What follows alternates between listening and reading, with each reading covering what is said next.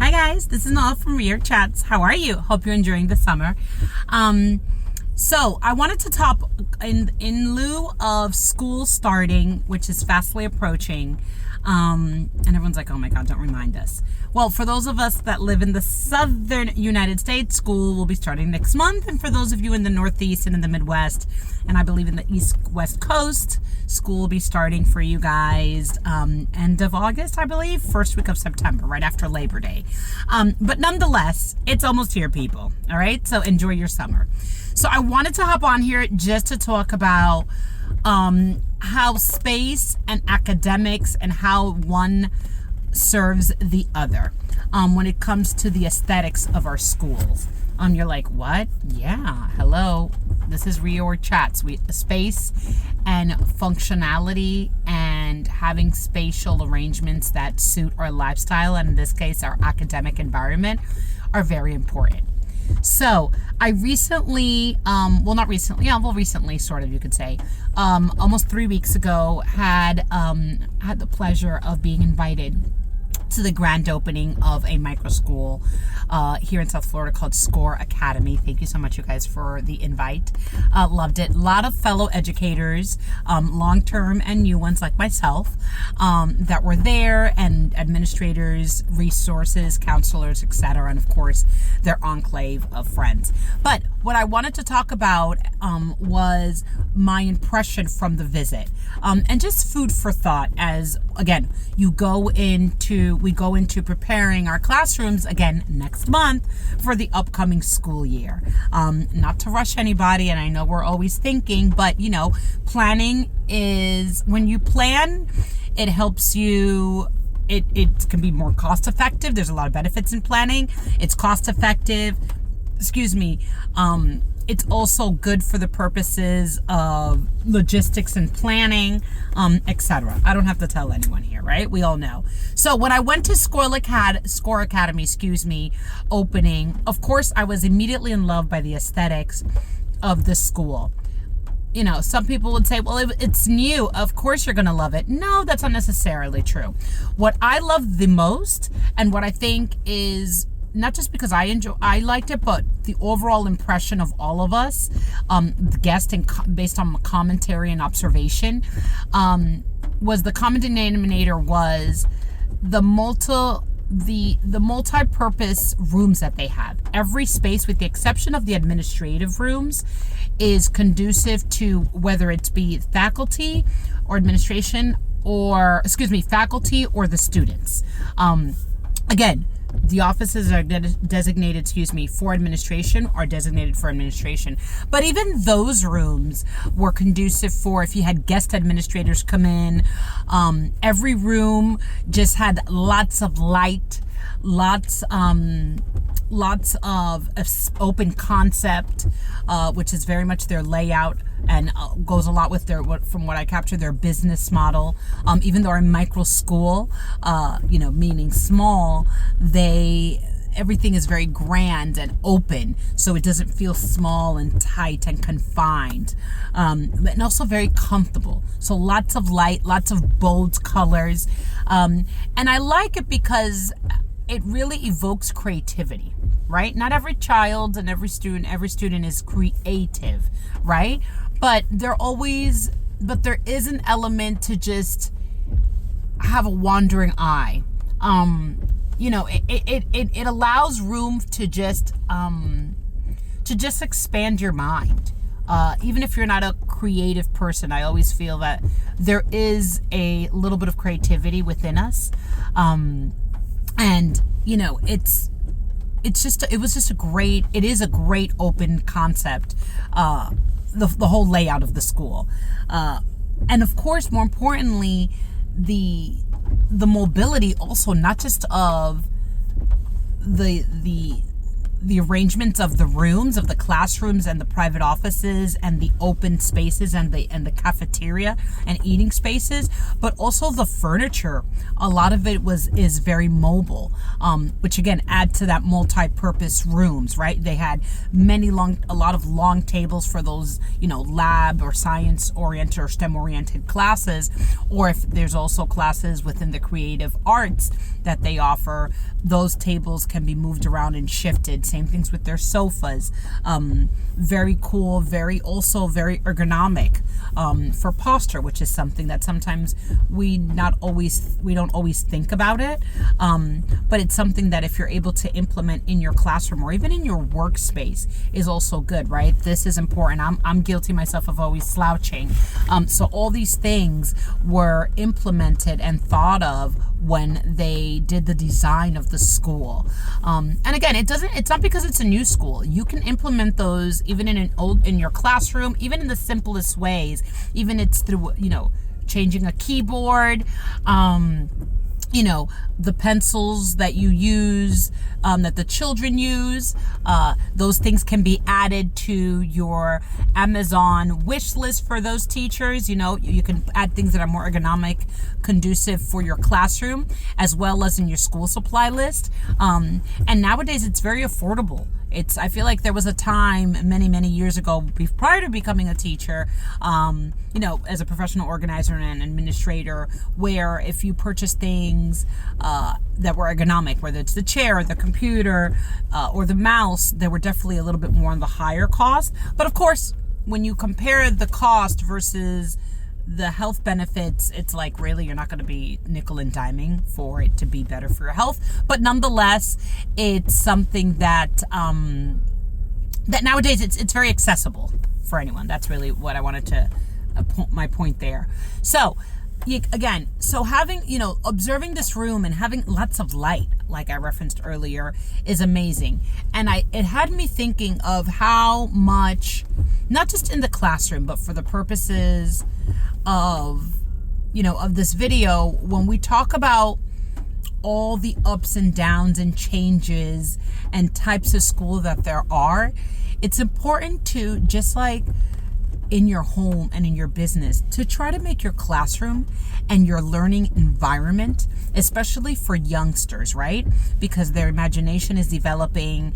There's a lot of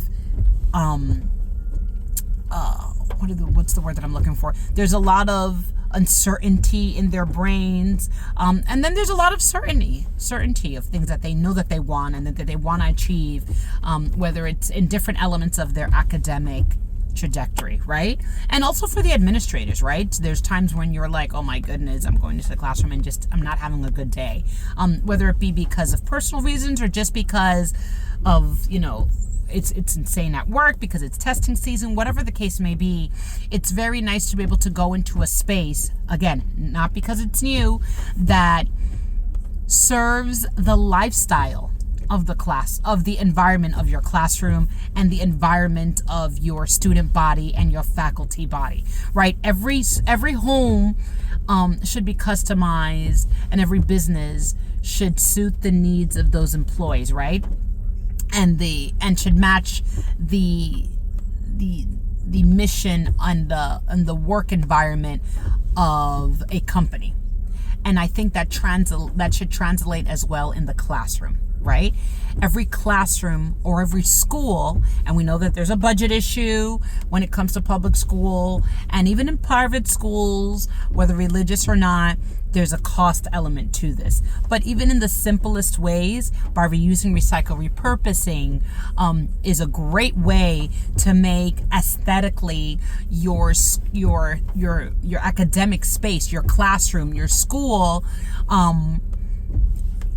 to fit the needs of your students, of your administration, of your faculty.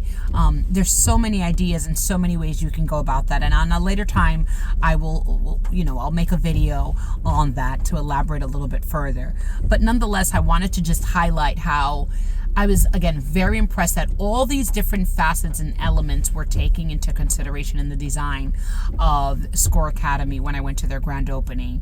And especially when, if you want to take a little deep dive into it, when you think about how our spatial environment, how it affects us, especially when you're talking about young little people, as I like to call them, the little ones particularly, right? But even the older ones. I remember when I first started substituting, as you guys know, and then I went from substituting to getting my certification, to teaching, and passing my exams. I remember when I would sub, and even as, being a full-time teacher this past year, it was very interesting how the students would always like, oh my God, we have a short day today, or during the holidays as the breaks were happening, can we go outside? We want light. And even though I've been always very fortunate that even the classes that I've substitute or had permanently, I always had lots of light. But of course, because of compliance and dangers and the different environments that we live in today, you can't open up a window or always have the blinds open in schools for a lot of different reasons, which we'll get into it at a later time, but because of threats, etc., and unfortunately, the climate that we live in when it comes to schools in general. So, but the point is, if it's even if it's to have the access to just light, natural light coming in, I've observed how that affects the mood, of a classroom. So, something to think about that as you prepare and you're thinking about the upcoming school year. I'm knowing other teachers, they're already like, honey, I already know exactly how I'm putting my classroom. Just something to think about. How to make it more, not just pretty and cute, but functional for your classroom and for you. And of course, implement that also into your administrative areas as well. I think that's important to just think about how that affects us, and more importantly, to fit the lifestyle, right? To fit the dynamic of your school and your faculty and how they relate to each other and how the students relate to each other. Every school is different, right? Some faculties, there's just pockets of groups and they kind of just don't intertwine or mingle unless it's like a faculty meeting or it's a school-wide event. Most schools, based on my experience, are very like a huge community. But within that, they can still be a community, but they don't really intertwine unless they have to. Then there's schools that everybody intertwines. So, take a minute and observe how the community of your school relates to your space, right? And how to make it more to fit that community, whether it's your student body, your faculty and administration community, and make it more functional. And again, there's so many ways you can do that. So I leave you with that. Thank you again to Squirrel Academy. A+ on just creating a space that's just all around. It feeds a 360 experience for your students, not just again for the faculty, for administration, but for the students, and even conducive for parent visits or any parent teacher events or fundraising events. It's just all around was extremely well planned, aesthetically, emotionally, physically, everything just numero uno. If you guys haven't checked them out, go check them out. And I leave you with this last little bit, because I know that sometimes there's controversies, especially in the climate that we live today, and let's not be naive. Choose as a parent, as a new educator, as I always reference myself, because I don't want to give myself merit to those long-term educators, but as a parent, more importantly, you find the school that serves best the needs of your child. Sometimes that may be private. Sometimes that might be public. Sometimes that may be hybrid, right? Sometimes that might be virtual school. But find the school, again, that serves best based on your child's or children's needs. And I think that's so important. Because even when you have found that school, there's so many elements and so many things and resources that and challenges that schools overall across the board have to go through in order to provide, again, that 360 experience for your kids. That if you do find a school that you love, and let's say it's public, right? Just take a little time to pause, and if you have that ability or those resources to give a helping hand, so your child, as well as a result, their peers, their fellow student, classmates, can have a better experience, give your time or your resources in whatever that may be, right? Because we live in some interesting times. I'm gonna leave with that. And I know it's a challenge. But there's so many amazing things that can come when you come together in those spaces to create just an amazing space and community within your school, in a school, that the outcome of it is just, at the end of the year, when you see those faces of those teenagers or of those middle schoolers, or the in between, the tweens or the little ones, and then you look around, and if you've been able to succeed in providing an aesthetic, an environment that and a space that's conducive and that serves all those different facets that your school needs, it's a really nice feeling at the end of the year. And hopefully all this, you can kind of just process it. But I just wanted to just make a couple points on how space and the spatial arrangements and aesthetics, not necessarily, again, cute and pretty and themed, and all those things are all great and valid, and they're amazing. But that it makes it into, more importantly, a safe space. And not just for the students, but a safe space for the teachers and for the faculty. Because sometimes we, educators and administration, get forgotten. And that's just the truth. And that's okay, because our job is to make sure the little guys are taken care of. But if your administration and your faculty is not taken care of, that trickles down onto the kids. So, food for thought also. Hope my little tips here helped, or at least put your mind to something to think about. Don't forget to subscribe for some great pictures on Score Academy and our grand opening. Check out our Instagram or for the next post, and you can see all the pictures from the grand opening from Score Academy. Thank you so much for having me, guys. It was a pleasure. And yeah, bye, guys.